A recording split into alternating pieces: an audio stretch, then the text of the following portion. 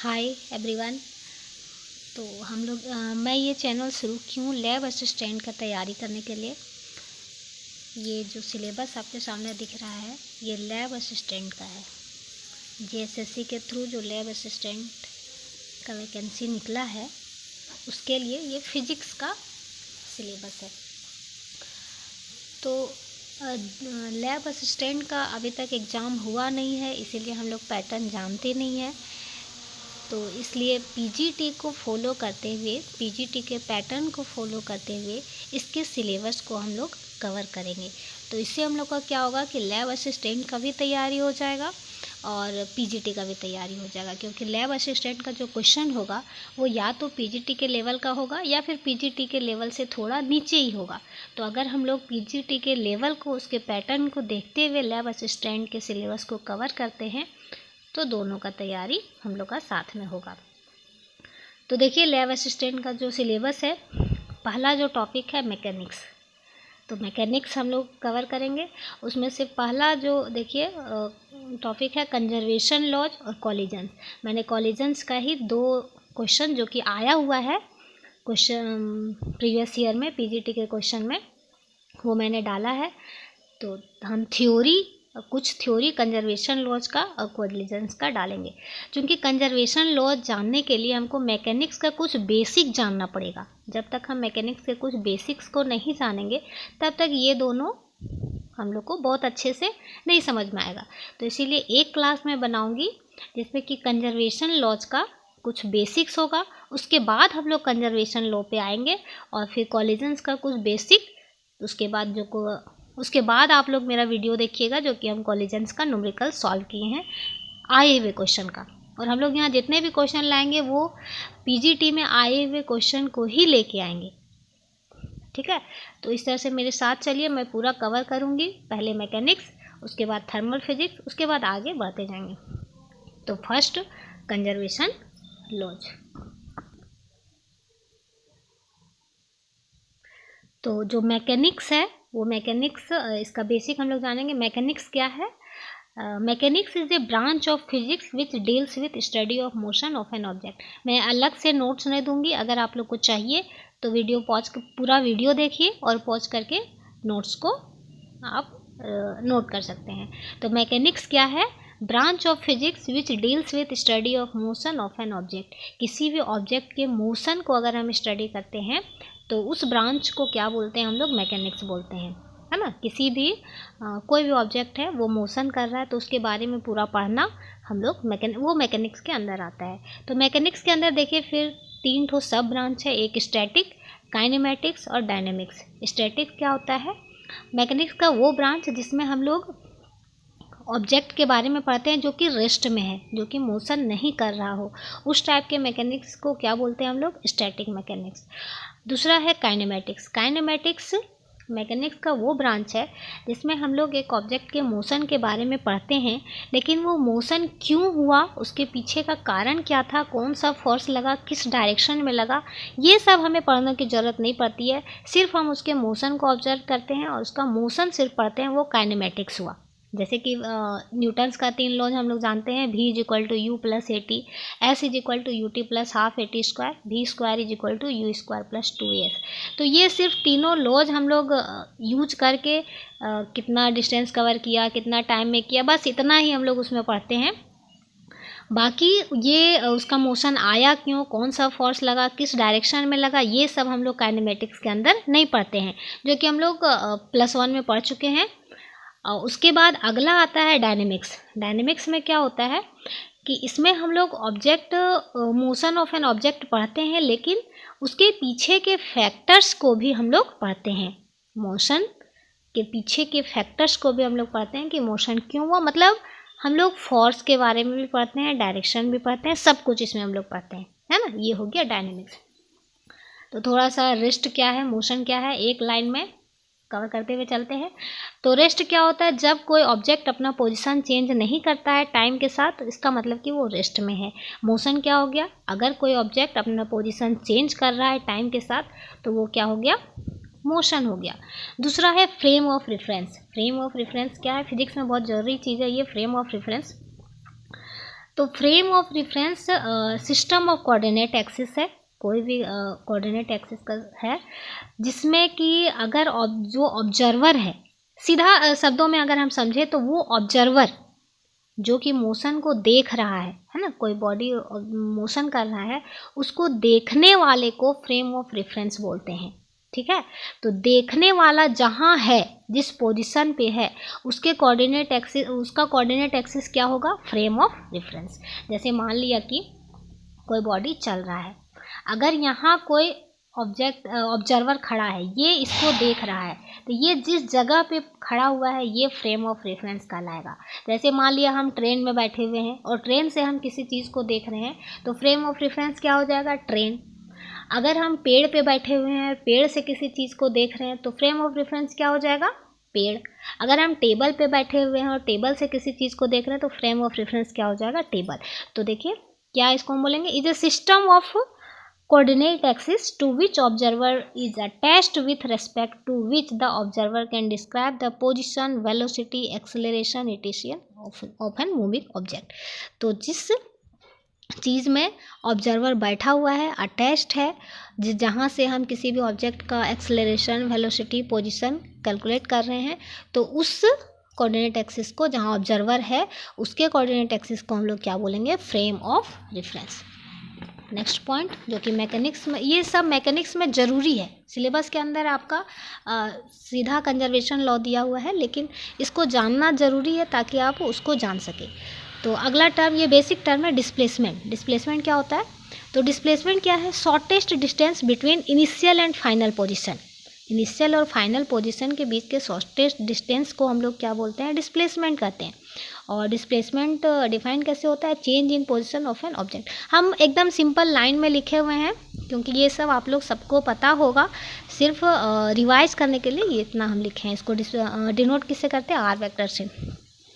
अगला पॉइंट क्या है, वेलोसिटी। वेलोसिटी क्या होता है, the rate of change in displacement is non and velocity, है ना। डिस्प्लेसमेंट में कितना चेंज हो रहा है वो वेलोसिटी बताता है। तो V vector is equal to क्या हो गया, D R vector by D T. Next acceleration क्या होता है, the rate of change of velocity is known as acceleration. Rate of change of velocity acceleration कहते हैं। तो D A vector is equal to क्या हो जाएगा, D V vector by D T. भी वेक्टर हम लोग जानते हैं D R vector by D T. B के जगह पे ये पुट करेंगे तो क्या हो जाएगा, D square R by D T. मतलब double differentiation of displacement is called acceleration. अगला लीनियर मोमेंटम। लीनियर मोमेंटम क्या होता है, product of mass and velocity, M into V. Momentum क्या है, वेक्टर क्वांटिटी है। अगला देखिए एंगुलर मोमेंटम। एंगुलर मोमेंटम क्या है, it is defined as the vector cross product of its position vector and linear momentum, है ना। तो किसी भी ऑब्जेक्ट के पोजीशन वेक्टर और लीनियर मोमेंटम के क्रॉस प्रोडक्ट को हम लोग क्या बोलते हैं, एंगुलर मोमेंटम। एक देखिए सिंपल टर्म में हम लोग लिखते हैं कि लीनियर मोमेंटम के मूवमेंट को एंगुलर मोमेंटम कहा जाता है। लीनियर मोमेंटम के मूवमेंट को क्या कहा जाता है, एंगुलर मोमेंटम।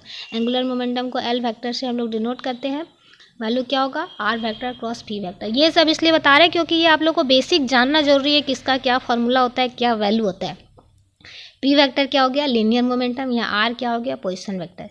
ऐसा यूनिट देखें तो आर का मीटर, इसका क्या हो जाएगा, मीटर केजी मीटर पर सेकंड, तो केजी मीटर स्क्वायर पर सेकंड। ठीक है। अब है Newton's first law. First law क्या बोलता है हम लोग को, कि किसी भी बॉडी के पोजीशन को चेंज करने के लिए हमको एक्सटर्नल फोर्स चाहिए। एक्सटर्नल फोर्स रहेगा तभी हम किसी बॉडी के स्टेट को चेंज कर सकते हैं, अदरवाइज चेंज नहीं कर सकते हैं। तो external force is required to change the state of motion और रेस्ट। ठीक है। तो फर्स्ट लॉ हमको एक्सटर्नल लॉ के बारे में बताता है। दूसरा बताता है सेकंड लॉ क्या, कि एक्सटर्नल फोर्स होता कितना है। External force applied is directly proportional to rate of change of linear momentum. जब एक्सटर्नल फोर्स हम उसमें देंगे तभी उसका मोमेंटम चेंज होगा। देखिए F is directly proportional to D P by D T. अगर कॉन्स्टेंट हम 1 लेते हैं तो क्या हो जाएगा, F is equal to D P by D T. V का वैल्यू हम लोग एम भी वेक्टर यूज करेंगे, तो देखिए एम कॉन्स्टेंट है, क्या निकालिए, F is equal to M A. इससे क्या सेकंड लॉ हमको क्या बता रहा है, कि किसी भी बॉडी में ए आएगा, एक्सेलरेशन आएगा कब, जब हम एक्सटर्नल फोर्स लगाएंगे। तो F is equal to ma, मतलब कोई भी बॉडी रेस्ट से मोशन में तभी आएगा जब उसमें हम एक्सटर्नल फोर्स लगाएंगे, या फिर मोशन में है और उसको हमको रेस्ट में लाना है, ए जीरो करना है, तो भी क्या करना पड़ेगा, एक्सटर्नल फोर्स लगाना पड़ेगा। थर्ड लॉ एकदम जैसे को तैसा, for every action there is equal and opposite reaction, है ना। जितना फोर्स हम 1 से 2 पे लगाएंगे उतना ही 2 1 पे लगाएगा, बस डायरेक्शन क्या होगा, अपोजिट होगा। नेक्स्ट टर्म है वर्क। वर्क किसको बोलते हैं, work is said to be done when applied force produce displacement. जब हम किसी भी बॉडी पे किसी भी ऑब्जेक्ट पे फोर्स लगाते हैं और डिस्प्लेसमेंट हमको मिलता है, वो ऑब्जेक्ट डिस्प्लेस होता है, पोजीशन चेंज करता है, तब हम कहते हैं कि वर्क हुआ, work is said to be done. तो वर्क क्या होता है, F.S, फोर्स का और डिस्प्लेसमेंट के डॉट प्रोडक्ट को वर्क कहते हैं। तो डॉट प्रोडक्ट है तो F.S cos थीटा।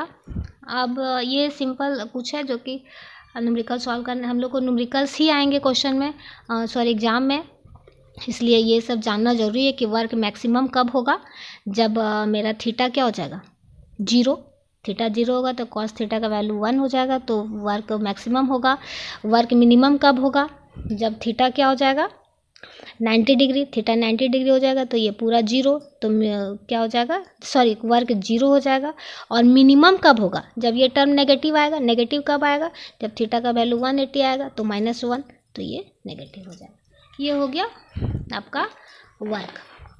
दूसरा देखिए, वर्क डन, देखिए वर्क डन था कि उसमें फोर्स कांस्टेंट था, है ना। वर्क डन जो F/S हम लोग निकाले, वो फार्मूला हम लोग तभी यूज़ करते हैं जब मेरा फोर्स चेंज नहीं हो रहा है, फोर्स जो है सो टाइम के साथ कांस्टेंट है, तब हम लोग F/S cos थीटा यूज़ करते हैं वर्क डन निकालने के लिए। लेकिन अगर फोर्स का वैल्यू टाइम के साथ चेंज हो रहा है, हर टाइम अलग अलग फोर्स लग रहा है, तब हम लोग वो फार्मूला अप्लाई नहीं करेंगे। तब हम लोग क्या फार्मूला अप्लाई करेंगे, ये वाला, है ना। ये कैसे निकालता है, जैसे कि एक ऑब्जेक्ट है, इस पे मान लिया F फोर्स लग रहा है, ये वेरिएबल है, टाइम के साथ चेंज हो रहा है, तो एक देखिए जब dx डिस्प्लेसमेंट करेगा तब हम इसका फोर्स निकालेंगे कि जब ये dx डिस्प्लेसमेंट करेगा तो F इज इक्वल टू क्या होगा, work done is equal to क्या होगा, फोर्स इनटू स्मॉल डिस्प्लेसमेंट। अब स्मॉल डिस्प्लेसमेंट इसी तरह थोड़ा करके सबको हम ऐड कर देंगे तो हमको टोटल वर्क डन मिल जाएगा, है ना। तो क्या करते हैं, इसको इंटीग्रेट कर देते हैं, F इंटू dx को इंटीग्रेट कर देते हैं। लिमिट क्या करेंगे, इनिशियल पोजीशन और फाइनल पोजीशन, है ना, लिमिट रखेंगे तो हमको वर्क डन मिल जाएगा। तो वर्क डन क्या, जब वेरिएबल फोर्स है तो वर्क डन का फॉर्मूला क्या हो जाएगा, F इंटू dx, और लिमिट रखना है initial position to final position, ये फॉर्मूला याद रखना है। नेक्स्ट देखिए, पावर। पावर क्या है, it is defined as rate of doing work, P is equal to dW/dt, rate of doing work. तो power rate of doing work है, मतलब P is equal to dW/dt। Work done क्या होता है, F into ds, है ना। तो F ds/dt क्या हो जाएगा, F इंटू V। तो P का पावर का दो फॉर्मूला हमको मिल गया, देखिए एक dW/dt, दूसरा फोर्स इंटू वेलोसिटी। पावर जहाँ भी है उसका ऐसा यूनिट वाट ही होता है। एनर्जी, एनर्जी क्या है, capacity of an object to do work, इसका ऐसा यूनिट क्या होगा, जूल। एनर्जी दो प्रकार का होता है, एक काइनेटिक एनर्जी होता है और एक पोटेंशियल एनर्जी होता है। काइनेटिक एनर्जी जो कि मोशन के कारण होता है, और पोटेंशियल एनर्जी जो कि उसके पोजीशन के कारण होता है। तो काइनेटिक एनर्जी क्या हो गया, it is defined as energy possessed by a body by its virtue of its motion. मतलब काइनेटिक एनर्जी का फॉर्मूला क्या हो जाएगा, ½ इंटू mv²। ये बेसिक है इसीलिए मैं इस पर ज़्यादा जोर नहीं दे रही हूँ, आप लोग को बस इसको एक बार रिकॉल कर लेना है क्योंकि आप लोग सबको आता होगा ये चीज़। Potential energy, it is defined as energy possessed by its virtue of position, है ना। तो पोटेंशियल एनर्जी क्या होगा, जो हम लोग वर्क डन निकालते हैं वही पोटेंशियल एनर्जी के इक्वल होता है ना। तो potential energy F into ds, variable force के कारण जो निकाले थे, लिमिट क्या डाले थे, x1 इंटू x2। अब आ जाते हैं दो टर्म, कंजर्वेटिव फोर्स और नॉन कंजर्वेटिव फोर्स। तो कंजर्वेटिव फोर्स किसको कहते हैं, जब किसी भी फोर्स के कारण वर्क डन हुआ और वो वर्क डन पाथ इंडिपेंडेंट है, मतलब पाथ पर डिपेंड नहीं कर रहा है, तो उस टाइप के फोर्सेस को हम लोग कंजर्वेटिव फोर्स कहते हैं। जैसे एक पोजीशन यहाँ A है और एक B है, ए से बी तक आने में देखिए, इस रास्ता से आया तो डब्ल्यू पी वर्क डन हुआ, इस रास्ता से आया तो डब्ल्यू एन वर्क डन हुआ, और इस रास्ता से आया तो डब्ल्यू एम वर्क डन हुआ। तो जब मेरा वर्क डन पाथ डिपेंडेंट नहीं है, हर जितना भी वर्क डन हुआ हर रास्ते में इक्वल है, तब जो फोर्स लगा उसको हम लोग बोलेंगे कंजर्वेटिव फोर्स। लेकिन अगर यही वर्क डन सब अलग अलग होता, तब ये फोर्स जो लगता सो कंजर्वेटिव फोर्स नहीं होता। और जब कंजर्वेटिव फोर्स लगता है तो round trip work done, round trip work done मतलब है कि ए से हम लोग बी गए, फिर बी से ए आए, तो इस केस में जो वर्क डन होगा वो जीरो हो जाएगा, है ना। इस केस में डब्ल्यू पी, फिर इधर से इधर आएंगे तो फिर minus W P equal to zero. अब है नॉन कंजर्वेटिव फोर्स। तो नॉन कंजर्वेटिव फोर्स जस्ट उसका उल्टा, कंजर्वेटिव फोर्स था कि जब वर्क डन है पाथ डिपेंडेंट नहीं है, और नॉन कंजर्वेटिव में होगा जब पाथ डिपेंडेंट है ना। These are those forces whose work done is path dependent. जब वर्क डन पाथ डिपेंडेंट होगा तो इसमें round trip work done non zero होगा, क्योंकि कोई जरूरी नहीं है कि हम ए से बी में जिस रास्ता से गए बी से ए भी वही रास्ता से आए हैं, है ना, कोई ज़रूरी नहीं है। तो work done round trip work done कोई ज़रूरी नहीं है कि इसमें जीरो होगा। सेंट्रल फोर्स, सेंट्रल फोर्स किसको कहते हैं? तो सेंट्रल फोर्स वो फोर्स है जो कि किसी भी बॉडी के सेंटर की तरफ उसका डायरेक्शन होता है। जैसे कि हम लोग सेंट्रीपिटल फोर्स, सेंट्रीफ्यूगल फोर्स, या तो अवे फ्रॉम द सेंटर होगा या तो फिर टुवार्ड्स द सेंटर होगा। तो इस तरह के फोर्स को हम लोग क्या बोलते हैं? Central force. तो forces which are pointing towards और अवे फ्रॉम द सेंटर, जो सेंटर्स के अवे, सेंटर से या तो अवे उसका डायरेक्शन है या तो टुवार्ड्स द सेंटर है, तो इस टाइप के फोर्स को हम लोग सेंट्रल फोर्स कहते हैं। सेंट्रल फोर्स का क्या एक इसका क्या बोलते हैं करेक्टरिस्टिक्स है, क्या है कि magnitude of which is a function of distance from the fixed point. जो भी सेंट्रल फोर्स होगा उसका मैग्नीट्यूड हमेशा डिस्टेंस का फंक्शन होगा। ये चीज़ ध्यान में रखना है कि सेंट्रल फोर्स पहचानने का तरीका यही है कि अगर वो डिस्टेंस का फंक्शन है, इसका मतलब कि वो सेंट्रल फोर्स है। तो सेंट्रल फोर्स होगा हमेशा डिस्टेंस का फंक्शन होगा, ठीक है। ये फोर्स वेक्टर क्वांटिटी, इसीलिए हम लोग देखिए यूनिट वेक्टर से दिखाए हैं डायरेक्शन, और unit vector is equal to क्या होता है? R vector by magnitude of R. और देखिए प्रॉपर्टी क्या क्या है सेंट्रल फोर्स का? कंजर्वेटिव फोर्स फील्ड जो होगा